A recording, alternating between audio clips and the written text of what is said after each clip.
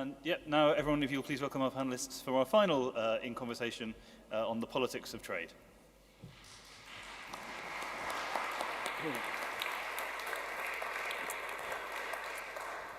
Thanks very much, Rob. So I'm delighted to be here as the only slot between you guys and your dinner. So we'll try to spice this up a little bit. It doesn't seem that long ago that we were all engrossed in the great Brexit conversation about whether it would be good or bad for trade, but trade was even a discussion that Britain was capable of having after decades of not having any independent trade policy. Well, it's now back. We've got control of the reins. But have we come along at the wrong time, at a time where the world is turning against free trade? What can we do with the tools at our disposal?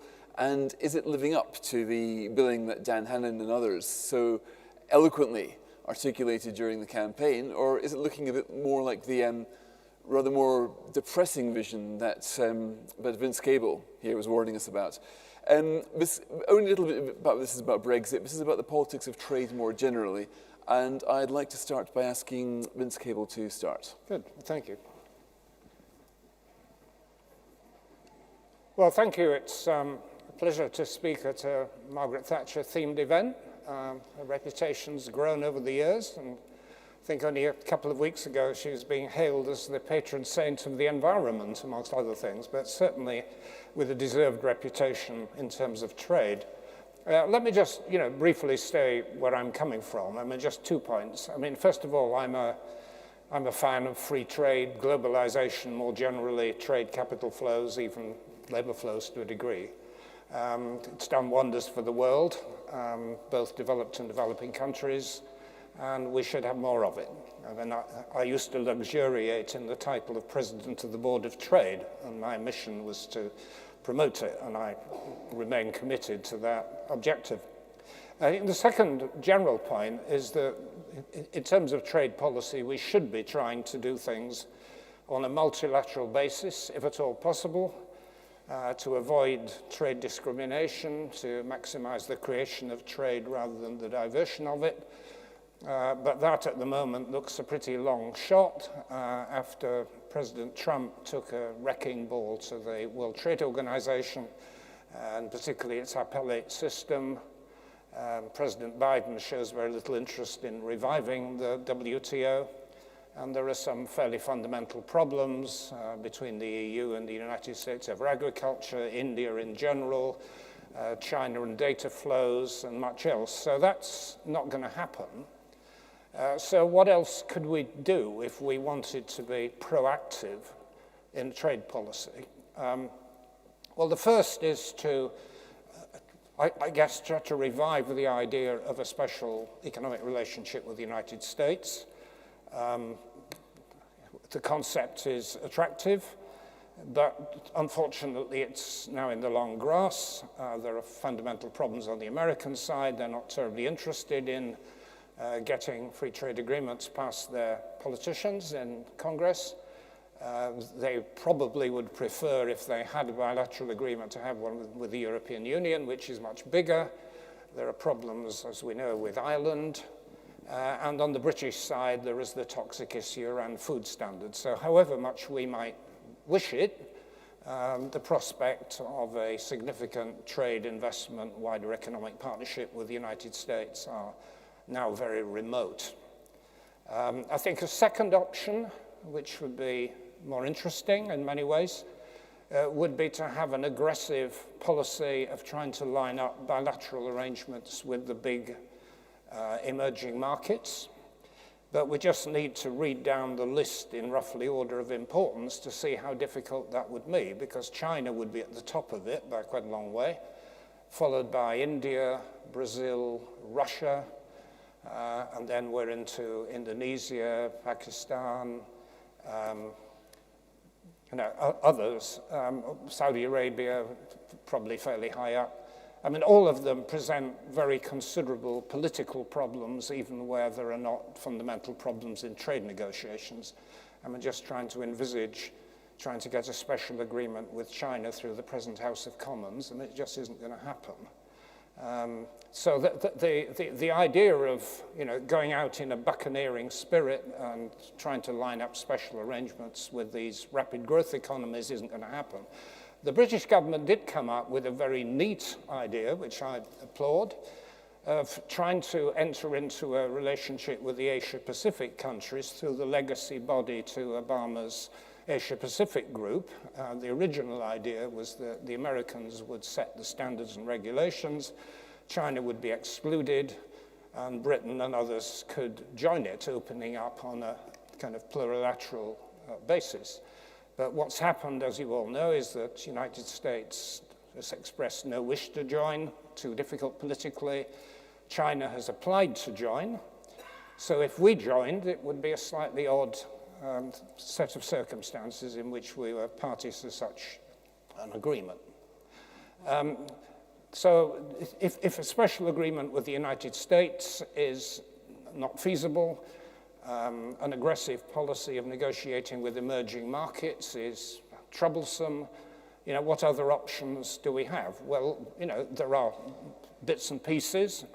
The agreement with Australia was very good, but very minor. Makes very little difference economically. And so actually, you may not like me for saying this, actually the only other option would be to reopen the issue where Margaret Thatcher was actually triumphant in her day, which was negotiating through the regulations and regulatory barriers of the European Union through the single market. And perhaps we've come full circle on having to recognize that that's probably what we're going to have to do. But there are people in the hall who have better access to the government than I do in trying to explain that that's probably the best option now available. Thank you.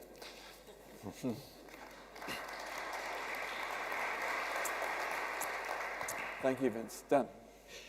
Thank you, Fraser. Well, Vince began by tipping his hat to Margaret Thatcher. So let me begin by sweeping off my hat, metaphorically, to the great Whig thinker, poet, historian, and Indian administrator Lord Macaulay, who in 1824 said the following: "Free trade, one of the greatest blessings that a government can bestow upon a people, is in almost every country unpopular."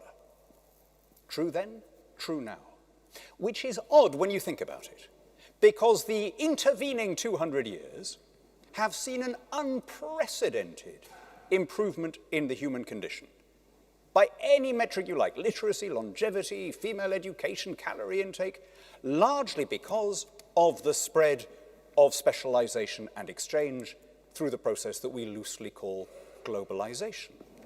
And yet it keeps running up against our prejudices, against our intuitions. Or to flip it around, the mercantilist case, the protectionist case, the anti-trade case rests on a series of assertions that are utterly specious, but that sound completely plausible, that all sound like common sense. We can't carry on with a big trade deficit without going bankrupt. We can't compete with slave wage economies. We have to protect our strategic industries. We should grow more of our own food. These lines are literal claptrap. They will bring an audience into applause. And yet almost every one of them, almost every time it's been applied, has served to make a country needlessly poorer. So what's the problem, and why are we wrestling with it now?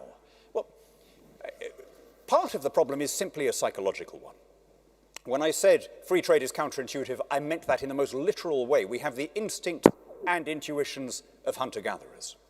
For example, we have an instinct to want to hoard food so as to get through the winter, right? Very good, solid instinct to have on the savannas of Pleistocene Africa. Not such a useful instinct in a world of superabundance and skyscrapers. We are, if you like, maladapted to an economic system where we depend on people we haven't yet met to give us stuff we haven't yet seen. But that is the basis of our prosperity. So whenever somebody says, oh, isn't it terribly worrying that, we don't grow all of our own wheat? We import 42% of our food in this country? Yeah, you know what? We've been doing that since the early 18th century. And you know what? We've got quite a lot richer since the early 18th century. Show me a country that concentrates on food production, and I'll show you somewhere like Guatemala. I mean, no, nothing against Guatemala. I work part of the year in Guatemala, but that is not where you want to stay. You want to be moving up the production chain. That is always a counterintuitive, difficult point, as we've seen during the Australia and New Zealand trade talks. You also have what I can only call an aesthetic objection to it. Isn't it awful that all these poor women in Vietnam are stitching sneakers together for 50p a day, exploited by horrible Western companies? Well, of course, you wouldn't want to work in a sweatshop in Hanoi, and neither would I. But let's not deny agency to the people involved.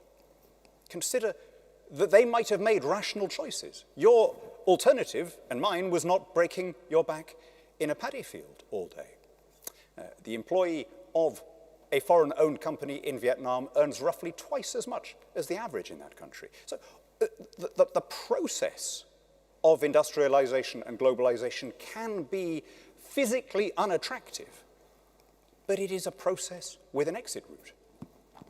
And at the end, you end up better. Indeed, in the process, you end up better off.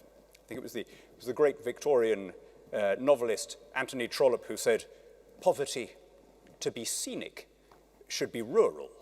And a great deal of our development and international aid policy rests on this fundamentally aesthetic distaste for the process of globalization. And then, of course, we have the straightforward political objection, which I can summarize in 4 words.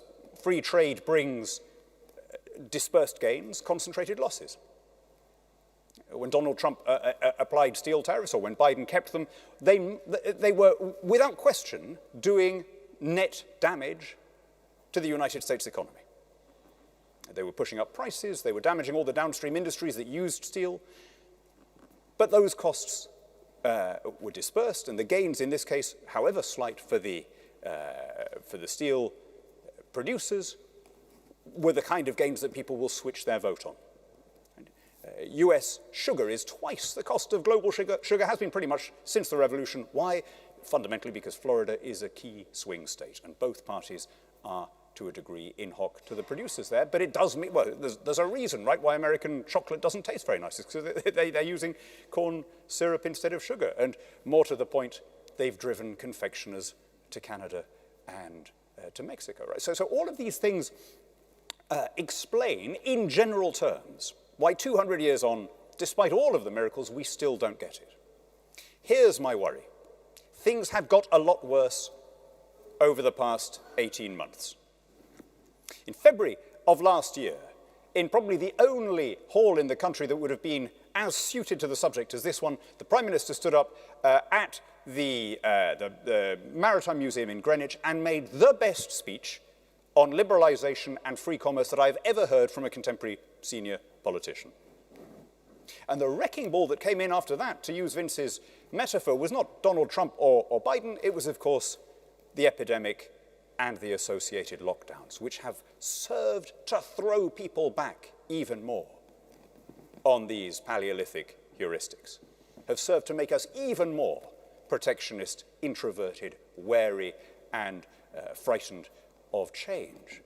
The number of previously reliable free marketeers who have said to me at some point in the last 18 months things like, well, surely, Hannon, even you, after this coronavirus, even you can see why we need to grow our own food in this country. Seriously? Seriously, that's what you got from what we've just been through?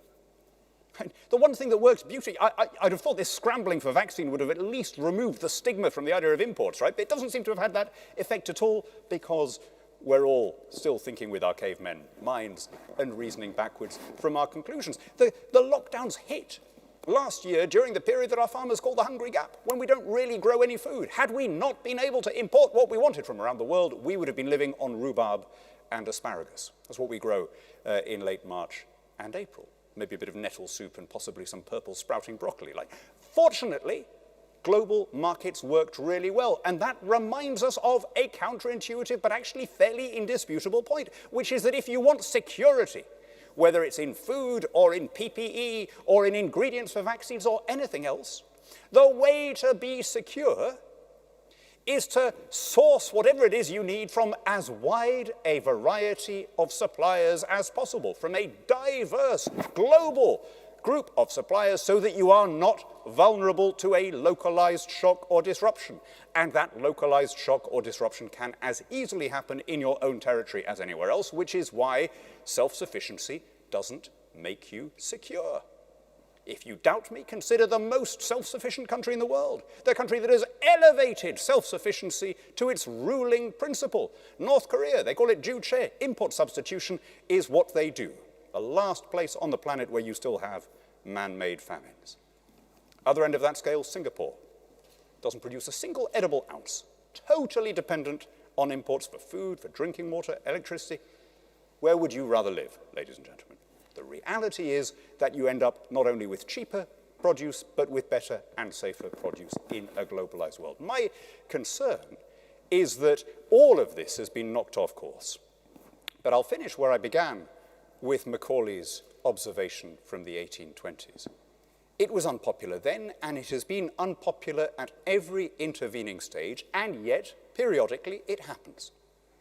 And the countries that do it, Hong Kong or Singapore in the late 20th century, Australia or New Zealand more recently, and now, as I hope, Britain, the countries that do it don't look back.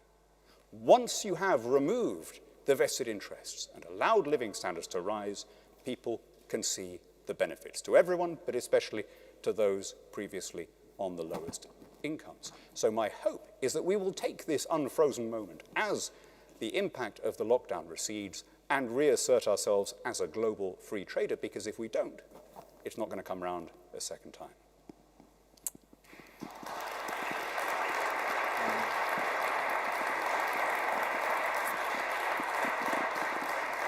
Thank you, that. Well, let's start with some discussion then. Great speech, Dad. I remember I used to be a Remainer. I was all set to vote against Brexit, and it was listening to speeches like Dan's that made me change my mind. I mean, I'm a complete Europhile. I make no apology for that. But Dan was selling this wonderful, positive kind of global Britain free tradey kind of vision that it was one of the things that changed my mind. So a good position for me to ask you, Dan, right? ONS did some figures today showing that our service exports to the EU are down 20% last year versus 10% to the rest of the world. Not great.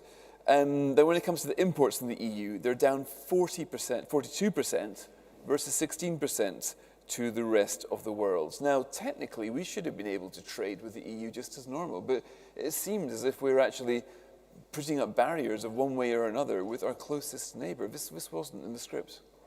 Well, as you'll infer from those figures, and they'd be similar for almost any country, there has been a general decline in trade volumes since the pandemic for the most obvious reasons of goods. Right, this is versus the rest of the world, though. Yes, so what you're seeing there, that we're, if you like, trading in relative terms more with the rest of the world than with the EU, I think that was always going to happen as a result of Brexit. I think we were artificially trading with the EU as a result of the common external tariff and the other parts of the common commercial policy. We were redirecting trade from, if you like, our cultural hinterland from the phased imposition of these tariffs in the 70s. And oddly enough, I think that as the coronavirus recedes, two of the arguments that you will have heard me make occasionally at spectator debates about why we shouldn't be too economically reliant on the EU have strengthened. One was, I would always say, the EU is shrinking in proportionate terms as a share of the world economy. I mean, obviously, it's a big part, and you know, of course, it's not going to grow as fast as sub-Saharan Africa, but actually, it's not growing anywhere near as fast as Australia or Canada or other developed countries either. That, I think, is more true. We talk about a global pandemic, but some parts of the world have been worse hit than others, and Europe, tragically, has been worse hit. But the other thing that I think has changed significantly over the last 2 years is we're all much more accustomed to having significant conversations, including commercially important conversations, through the medium of Zoom or Teams. And I think the idea that people are going to go back to kind of hopping over to Dusseldorf for the day to make a presentation when all this is over is for the birds. And so I think we're, if you like, going to see again the importance of cultural rather than geographical proximity. And I think we're going to see an increasing share of our trade done with other common law and English speaking. Well, you don't think events like this are somewhat better in the flesh when they are with Zoom? Yeah, of course they are. I mean, as by definition does everyone here. But there is obviously going to be an increase in the volume that we do through new technologies. Okay. Vince Cable, is it too early to make any conclusions about Brexit given what happened to the pandemic? I mean, we look at the trade figures right now, and obviously, world over, trade figures are in a mess because of lockdowns and the pandemic. So is there anything we can meaningfully say? Yes, they are entangled, and it's rather difficult to isolate the effects of trade policy. But I know it's a bit pompous to say, I told you so, but I will say it. Many of the predictions about the impact on British exporters because of what's happening in Europe are being borne out. I mean, it isn't just the pandemic.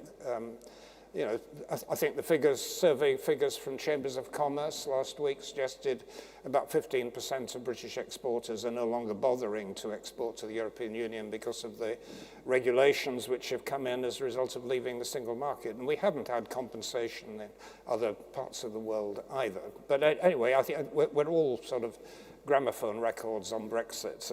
But anyway, I think we've made our separate points.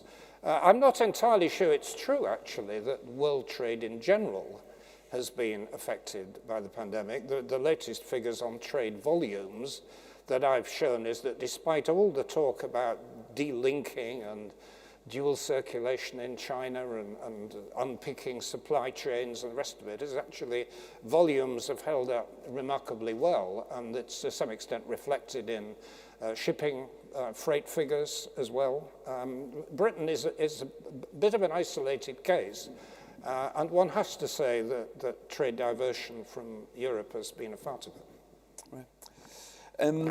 Dan, Britain made, I think, this year we made a trade surplus for the first time since 1997. I think about £4 billion last year. Is this a good thing? It's neither a good nor a bad thing. This is one of the many counterintuitive problems you have as a free trader. People feel that it's common sense that we've got to, if you're selling more than you're buying, that's got to be paying your way in the world. But actually, I don't think anyone has ever been able to identify any correlation between your balance of trade and the growth of your economy, either for us or for anyone else. I mean, I have a massive trade deficit with all the pubs around where I live in Hampshire. You know, the White Hart in Overton, the Watership Down, the Bell and Dragon in Kingsclear. I buy from them way more than I sell to them. And you know what? Sometimes they engage in dumping. Sometimes they sell me things at below production cost, as when they say have a free glass of wine with a meal on a Monday or whatever. Who gets the better end of that deal, right? So the idea that exports are more valuable than imports is one of the most distortive ideas in policy.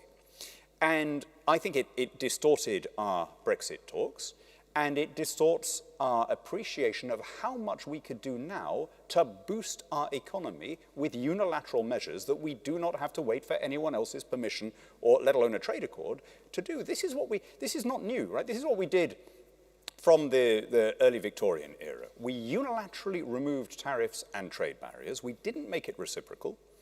Result, prices fell. Prices fell across the board, which meant that people could live at the same standard, working shorter hours. Right? They had surplus time or surplus money, depending on how you want to measure it. But the same phenomenon, right? They had time and money to play with that they wouldn't have had they been buying artificially expensive, locally produced stuff.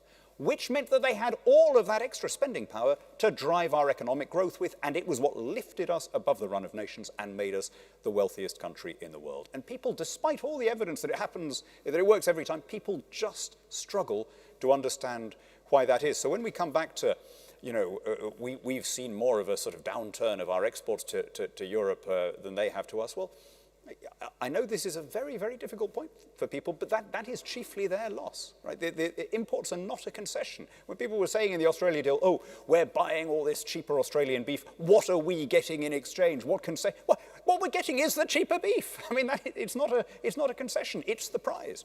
Right. Vince, where do you stand on free trade in general? I mean, let's say America were to offer us an incredibly good free trade deal. Would you be standing with Michael Gove and other members of the Tory turnip Taliban saying that, no, say we can't give you access to the health service, for example, we don't want your chlorinated chicken? Would you be in that camp, or would you be more in the Liz Truss kind of free trade, let it rain? Well, I'm in favour of free trade in general, and if we could negotiate a good agreement with the United States, I would be all in favour of it. I mean, I think there are genuine issues around food standards, which has got nothing to do with for and against trade. It's about whether we want strict consumer standards or not, and that's against all comers. It's nothing to do with openness to trade, and I would want to make sure that we had good trade standards. I think some of them are a little bit fabricated. I mean, all the stuff about GM foods, if you remember, goes back to Mr. Dacre in the Daily Mail and these pictures on the front page of humans cloning with fish and so on, and people got spooked by it. But no, I think if you got rid of the irrational element, which is undoubtedly there, having an open trade system with the United States and the wider world, I'm all for it. And actually, Dan and I think, on that broader picture, on the same page, and I totally agree with him, actually, about this stupidity of looking at the benefits of trade in terms of trade surpluses and the deficits as a negative. I mean, the great damage which Donald Trump did to the whole trade dialogue was about casting relationships in terms of trade surpluses and deficits. I mean, it's economically absurd. It's done the United States economy quite a lot of harm, and it's done the world a lot of harm because it's effectively blocked opening up trade more widely. But it's always popular. That's the trouble. It's the sort of H.L. Mencken principle of nobody ever lost votes by underestimating the intelligence of the electorate. Well, it has in the United States. I think you actually were a bit pessimistic about the UK. I mean, if you look back at British history, ever since Robert Peel, then the Conservative leader, worked with the Liberals to get through free trade in the middle of the 19th century, I mean, the British public has, by and large, accepted a free trade consensus. I mean, there were departures. Joseph Chamberlain briefly before the First World War, and there was Baldwin and imperial preference, and then Tony Benn and in his industrial strategy in the 70s, but that never got anywhere, fortunately. But by and large, the British people have accepted openness to trade. I think it's a different, we have a different political culture here from the United States. No, that's true. By the way, interesting that those departures, it's just worth spelling this out, the protectionist, but the Chamberlainite position was we should only have free trade if the other country reciprocates, right? That was the protectionism of there. And that, I'm afraid, I think is a bit more widespread than it was. The standard of the idea of unilaterally taking your standard, that's seen as for the birds now. Exactly. And the bogus, the GM type, I mean, does anyone think that Nick Clegg, now living in California, is refusing to eat any chicken? Do you think that the little Cleggs are not allowed to go to KFC? Right. Of course not, right? I mean, you know, hands up anyone here who has been to the United States. Yeah. Okay, take your hand down if you refuse to eat beef or chicken there on grounds of safety standards. Nobody, right? We'll 1, 2, 3. I can see 5, 6 people here, which, by the way, in a Margaret Thatcher conference, I would not expect to. So sorry. Well, maybe we saw them at different times. So, okay, put your hand up again if you would not eat American beef, or if you have. I mean, not because you're vegan, but because it's American beef. 1, 2. 1. Yeah. Okay. So it's again a lot of this. In fact, in my experience, almost all cartels, when they argue for some particular privilege, phrase what they're arguing for in terms of public health or consumer protection, right? Even when it's slightly absurd. So in the Australia and New Zealand deals, does anyone really think that these are kind of hellish third world countries with terrible animal welfare standards and terrible food safety standards? And yet, the NFU and a number of, I can only say, nostalgic Remainers who can't stand the thought of any trade deals other than with Europe taking off, was solemnly standing there saying we mustn't allow this country to be flooded with substandard Australian food. I mean, all we're doing is returning to where we always were as a net importer of Australian beef, New Zealand lamb. And look, I'm not a sheep farmer, but even I know that New Zealand lamb is counter-seasonal to our own, right? I mean, the idea that it's going to wipe out the industry here is So we don't even use our quota, our tariff quota on New Zealand lamb. But what I'd like to put to you, Dan, is there actually were a few numbers. Sure, we're not exactly a representative sample of United Kingdom here in this room. And yet there were still quite a few people who did have concerns. I imagine if you do a poll of the country, you'd find even more people. And more importantly, when it comes to the decisions which Conservatives have made in Parliament, take the free trade deal with Australia, for example, that wasn't exactly a no-holds-barred free trade deal. We could have done a 2-page FTA with Australia. We chose not to. We chose to phase it in over an incredibly long period of time, almost as if we were afraid of that free trade. Now, why should that be if the free trade deal was negotiated by free trading Brexiting Conservatives? Why was it that the political forces here, because these politicians are after all just going to do what they think the voters will let them get away with. It seems to me that you are in quite a liberal minority here, and that the actual centre of political gravity is to be a lot more protectionist than you and I would ideally like. I mean, as I said, I think that's always true. I agree with Vince that Britain has a better record than other places, but I think it is always true that if you ask people in the abstract, you know, should we import more food from abroad, they'll say, no, I'd rather buy it locally, and that's always been true. It doesn't preclude you doing the deals. I think the bigger problem is institutional inertia.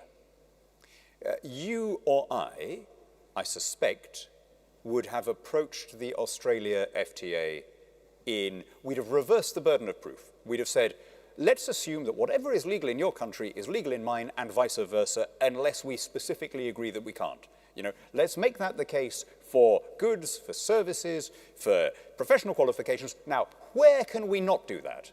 And I might have said, well, mate, I've got a real problem with my apple growers. They're a pain in the ass, frankly, and they're wrong about it, but they've got this. And you might say, well, you know, I've got a similar thing with hill farmers in Wales. We would take a couple of things off the table, but otherwise we'd have... sadly, it was too revolutionary an approach. And so our state machine, instead, I suppose rather predictably, approached this by saying, here's where we begin from, as a country leaving the EU, now where can we loosen up? And of course it was therefore a much less ambitious deal than it might be. But I wouldn't, the only thing I really disagreed with, I think, with Vince about is I wouldn't underestimate the importance of our joining the Trans-Pacific Partnership in its CPTPP as it now is. First of all, we have obvious cultural links with a number of countries there, not just Australia, New Zealand, Canada, but, you know, Malaysia, Singapore, and so on. Next time you're looking at a globe, at an actual 3D globe, hold it looking at the North Pole and see how short the distance will be from here to the Pacific as the polar ice recedes. Right? We're the gateway on that Northern Sea Passage. It's actually not much longer than to get from here to New York. And it is where the growth is. And I think it will have a change, and a benign change on our standards. I think as we get into a basically mutual recognition-based system in CPTPP, that will exert some magnetic pull away from some of the more protectionist rules that we've inherited from the EU. I'm not opposed to it. I think it's a very good idea, but I think people need to go into it with their eyes open, knowing what's involved. I mean, the whole purpose of it was to have American technical standards and regulation setting the pace in the Asia-Pacific region and to any adherents like the UK, and that's fine. But the Americans are not going to join. It's quite likely that China and Taiwan will both join. And because it's such a dominant economy, China will in turn set the standards for this group, and indeed globally in many technical areas. I don't have a problem with that, but we need to be very clear that that is what is happening, and that's what we're signing up to.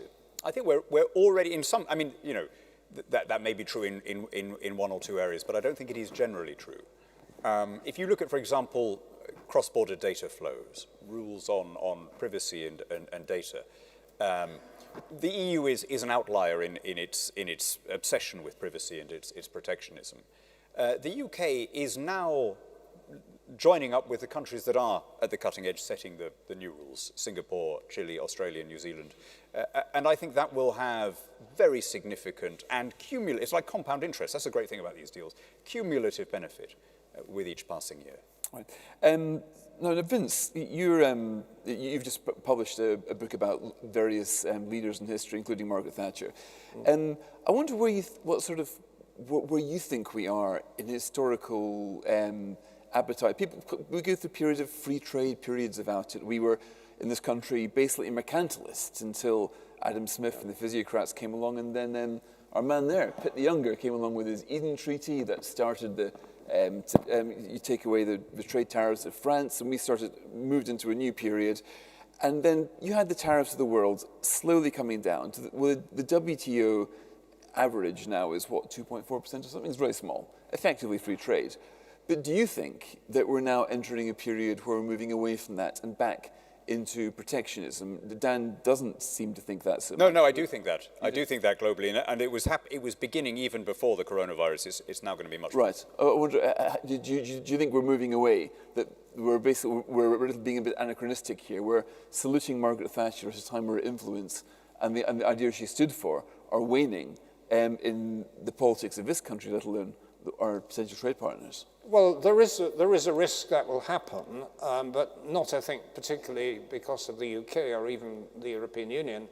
It's because if the US-China conflict, which is evolving, spreads into trade and investment, so far it hasn't, but if it does, that will effectively split the world economy, and there will be all kind of repercussions for the trading system, overwhelmingly negative. But that's the big threat to the system. In terms of, I wrote a book which is about major historical figures political figures who changed the economic weather. And the two British leaders that I had in my book were Robert Peel and Margaret Thatcher. I started with Alexander Hamilton, who was actually basically a free trader but did make an exception for infant industries in America. And the one who made the greatest contribution in modern times was actually Deng Xiaoping in opening up that, the great economy to trade and investment, which what he did. But we're now very much at an inflection point, and I think it hinges on the US-China relationship rather than anything we do or the European Union. Right. You mentioned China, Vince. Surely the prospect of trade with China is bad and getting worse. I mean, I imagine fairly soon we're going to be talking about sanctions, etc. The Huawei decision, quite an important one, basically shows the West thinking, well, China, you've always used trade as a political weapon. Two can play at that game. So do you think we're heading into basically various stages of trade war with China now? Well, we seem to be, and I think it's regrettable because I think actually, obviously there are problems around state security and so on, but by and large, the availability of Chinese goods for the last 20 years has been a key factor in maintaining the rapid growth and low inflation of the major economy. The sheer size of the Chinese economy, which is in purchasing power terms now bigger than the United States, is so big that we'd be completely insane to try and believe that we can somehow turn our back on it. But the juice was running out of that lemon, wasn't it? I mean, the labor costs in China were going up. For a while, it gave us incredibly cheap stuff. But now I think that China's facing its own inflation. Things are about as cheap as they're realistically going to be from China. So that sort of ever-cheapening TV sets and toys. Yes, well, no, that's the past. I mean, clearly the very cheap stuff is now going to Vietnam and Bangladesh. And the Chinese manufacturing is rapidly moving into high value-added stuff. But it remains the case that, major Western companies like Apple are very much embedded in the Chinese supply chain system and derive considerable benefits from dealing with a country which has brilliant infrastructure, highly skilled labor force, and very good transport infrastructure, which is, why it continues. But no, I mean, you're right in your basic premise that the world trading system is in jeopardy, and that's the focus of the trouble. Right. So Dan, why is it then that free traders are losing the argument globally? Well, first of all, Vince is absolutely right about China, and this is part of the answer to that question. I'm shocked at how naive I was about the rapidity of change under Xi Jinping since 2011. Even 5 years ago, I still saw this as, you know, two wings within the party, and you know, they're not going to turn their backs on growth. The extent to which they have weaponized the internet and turned it into a tool of surveillance and propaganda and created this exportable panopticon state that they can now use on other places is terrifying. But I do not believe that of all the sanctions you can take against another country, you should ever reach for trade, because it is worse than useless. Yeah. Trade sanctions hurt all the wrong people. They hurt ordinary folk in your own country and in the other country, and they prop up the regime by creating a more controlled economy. So of all the things, I mean, if you imagine a spectrum, what do you do when there's a country doing terrible things? On one level, not very much, recall your ambassador, sponsor a motion in the UN. At the other, you know, invade Xinjiang with a coalition of countries and put a stop to it at all costs. Where on that spectrum are trade sanctions? Nowhere. They are worse than useless. You know, they look at the way they've kept the Cuban communists in power, but they create a siege mentality. Look at how Putin keeps on benefiting from the... So would you have Huawei in Britain? Would you think the Huawei decision was the wrong one? As it was portrayed, i.e. that they were going to be excluded from the sensitive stuff anyway and only allowed the non-sensitive stuff, yeah, I think we made a political decision to exclude it. Right. And another quick unrelated point. When Britain got tough with the EU, this is a point that came out of one of the previous sessions, and we basically said that we would tear up our agreement if we wanted to. Do you think that gave us a bit of a bad reputation amongst prospective trade partners, thinking that Brexit Britain is a country that, when push comes to shove, will walk away from its commitments? Yes, it's quite important to be clear about what we are threatening to do. I mean, to make a point that would be banal if it were not for this feverish argument, even now, 5 years after the referendum, if the choice is between peace and stability in Northern Ireland or breaking a foreign treaty, I hope any responsible government would see its first duty as preserving the stability of the province. But we're not preparing to tear up the treaty. We are preparing to use an article within the treaty that is expressly designed for precisely the situation which we encounter, an article, by the way, which the EU is prepared to use for much lower reasons, from no higher motive than peak at the rapidity of our vaccine rollout. So the idea that Britain is breaking its word if it uses a legitimate article in the withdrawal agreement, I just, that would not have wings at all, were it not for the fact that there are a lot of commentators in this country who are still annoyed about Brexit and are still prepared uncritically to cover whatever the Brussels line is. Right. Vince Cable, what do you think we could do now, realistically, to improve relations and trade with Europe?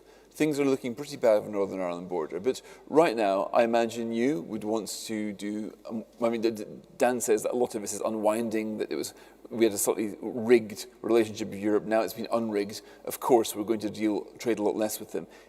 What do you think we should do now to trade more with our neighbours and allies in Europe? Well, I think probably I'm not the best person to ask, because my advice would be the advice to the Irish give to lost tourists. I would be starting from somewhere else. But yeah, I think in a way, the question people like me have to answer, the difficult question, is why we didn't settle for Theresa May's deal. Because actually that would have circumvented many of the problems. And we should probably be trying to get back to something like that, which implicitly accepts customs union arrangement, which used to be called the Irish backstop. And the EU regulatory control over and you have EU regulatory alignment, yes. Well, control, not alignment. Well, we're on different sides of the argument, but as far as I'm concerned, it's alignment. But, you know, we have a different philosophy on it. But I think we are going to finish up there. this government probably will find it very difficult politically, but if there is a change of government, then I think that's where we're going to be heading, to a Norwegian type, Norway plus type arrangement. Dan, same question to you. How do you think we can improve relations, trading relations of Europe? I certainly think it would be crazy for us to join the customs union. We were always disproportionately impacted by it as the only country that traded more outside the EU than with it. And I never understood when Labour and various kind of disgruntled Conservatives ended up in this weird position of saying, let's leave the single market but stay in the customs union. I mean, that really was throwing away the burger and eating the napkin. I mean, and it was a reversal on what they'd originally said. And I can only assume, as Christian Niemetz from the IEA once brilliantly pointed out, that Labour hadn't really thought about it very much, but they didn't like the word market and they did like the word union. So they said, let's go for this. This will be a sort of a stick to beat them with. The opposite was something that I was in favour of before, during and after the campaign, i.e. keeping large elements of the single market, but not of the customs union. I mean, the single market isn't a single thing. You know, there are a number of obligations, but the centrepiece of it, which is a guarantee that the product of any other country will not be discriminated against on grounds of nationality, struck me as a very sensible and laudable prize for free traders to keep. When the result came in on the Friday morning in 2016, I thought, well, looking at the closeness of it, that's going to be the outcome. And I remember giving an interview as the news came on the Dimbleby programme, saying, you know, this will be a process, not an event, and we've got to be aware that 2 of the 4 nations voted differently and so on.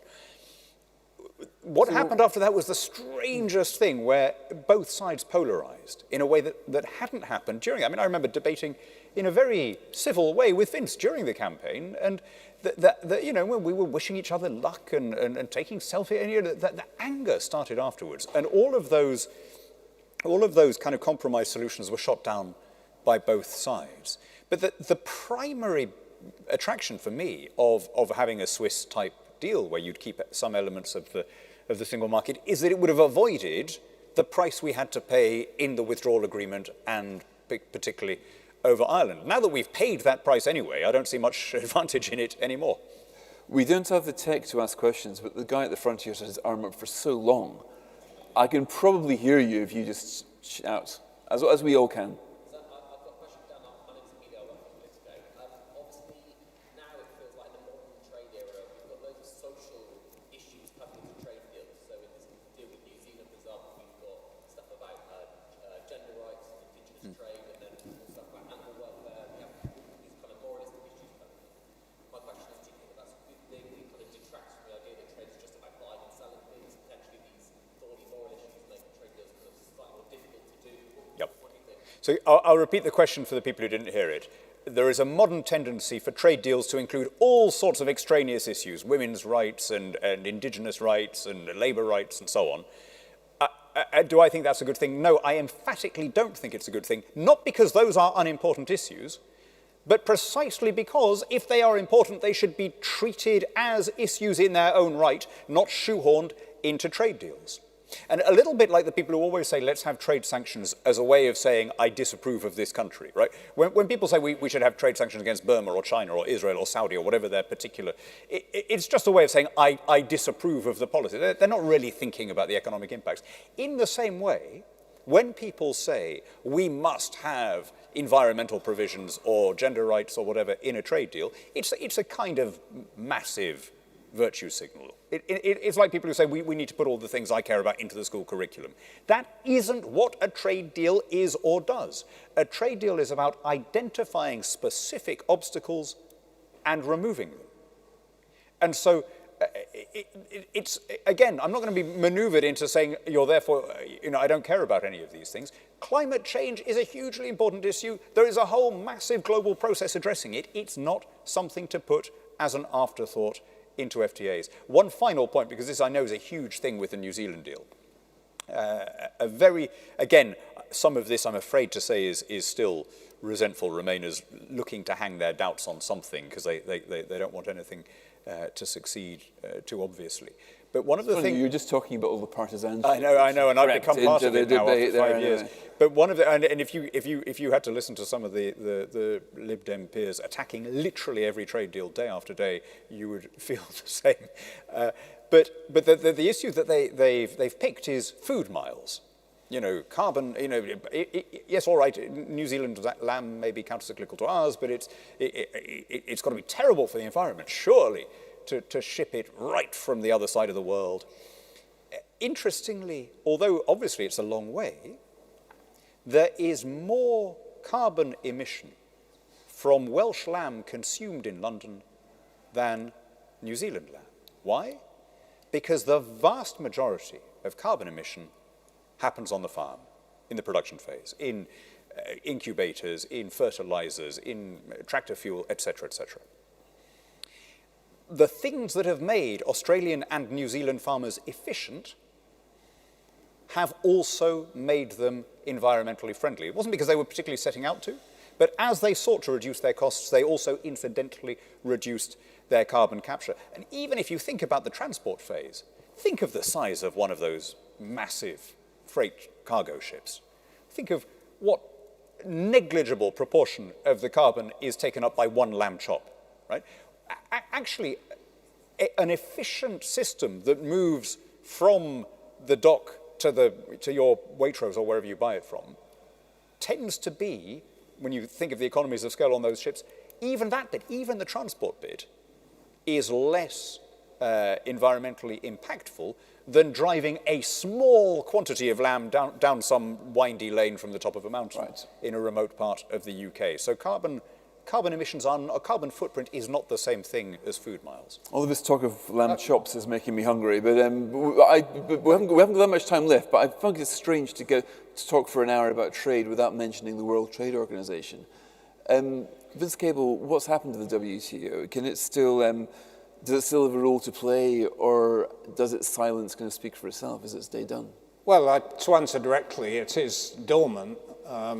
There's a lot of kind of workman-like stuff going on things like trade facilitation, and it's helping opening up trade within Africa, for example. But on the big issues, it's nowhere to be seen, and as long as the current American administration has the approach it has to trade, it's not likely to change. So I'm afraid, sadly, it's disappeared from the scene. But if this is the last question, I just want to say how much actually I agreed with Dan Hannan about these trade agreements with lots of knobs on. It's completely inappropriate, devalues the trade agreement. These are issues that stand on their own merit. There are a few exceptions. In the environmental field, for example, multilateral environmental agreements like the Montreal Protocol have trade implications that the WTO was trying to incorporate into trade law. But the whole idea that, gender, human rights, labor standards should be part of trade agreements it's virtue signaling, and it's deeply unhelpful and actually is blocking sensible trade agreements. All right. So, Dan Hannan, you were talking earlier about the merit of unilateral trade deals. Should we do that with the EU now? Just cut the tariffs which we impose on their imports? Yes. Really? Yes. Well, it's not. As you were saying earlier, it's not really the tariffs. It's the various other checks and non-tariff barriers. But we can make it as easy on our side. So should Well, we just think, but right, actually, no tariffs, no checks. Well, we trust you, Europeans. Give us your product. That is what we're doing, in the sense that we've now extended this period where we're not checking their goods in the way that we intend to eventually. Now, I'm told by all these clever people involved in the mechanics of it at the Home Office and elsewhere that we'll be able eventually, because we're not inheriting an existing infrastructure, we will have the most sort of speedy, digitized, invisible process that won't slow anything down. And okay, great. But what are we worried about? What's the worst thing that happens? That we buy some Carcassonne sausage that hasn't been through. Who cares, right? I mean, we've been for the last 47 years in this position of not checking stuff that comes in from across the channel. Have we suffered any sort of terrible plagues or murrains or terrible diseases in consequence? I think there should be a risk-based approach based fundamentally on a presumption of innocence. And I mean, to be honest, I'd go a lot further than the EU on this. I think there are a lot of countries where we can basically assume the quality of goods imported unless we have a very good reason not to. For example? I'd say pretty much any country with a sort of comparable GDP to ours, with a functioning legal system and with regulators that we regard as interoperable with our own. You know, Australia, New Zealand, you know, Chile, Singapore, Malaysia, you know, plenty of places. I mean, actually, in some areas, you could go even further. In some sector-specific areas, you could open pretty much globally. I mean, the really successful entrepôts have done this. You know, what was the? I started back in 1824 with Macaulay's remark. Around about that time, Singapore became a free port. It had a population of about 180. Right? Singapore has no resources, none. You know, it doesn't make any. It doesn't sit on diamonds or oil or anything. And yet, Singapore, in the years since independence, has gone from having about half of our GDP per head to having about twice. Now, they've gone from being half as rich as us in 1965, or in 1960, I think it was, to twice as rich almost today. Based on what? Based on inviting the traffic and commerce of the world without restrictions, without having all these protectionist cartels hiding behind the cloak of consumer protection or environmental protection or whatever other lies they use to cover their monopolistic behavior and their barriers to entry. Where did the Singaporeans get this idea from? Precisely from this country. You know, Raffles was using, he was familiar with the works of Adam Smith. We think he was familiar with the works of David Ricardo. He applied those principles. And that, in the end, is the answer to what do you say to the people who can't get it. You know, again, 200 and a bit years, 1816, David Ricardo formulated the idea of comparative advantage. This freaky idea that the other country can absolutely outperform you at everything, and it is still in your interest to have free trade. You know, Paul Samuelson said it's the only idea in the whole of economics that's both true and surprising. And it's always going to surprise people. But if you just do it, as Singapore did, eventually you don't look back. Okay, well, for that surprising truth, Dan Hannan, and all of yours, Vince Cable, thank you very much indeed. Thank you. Yeah.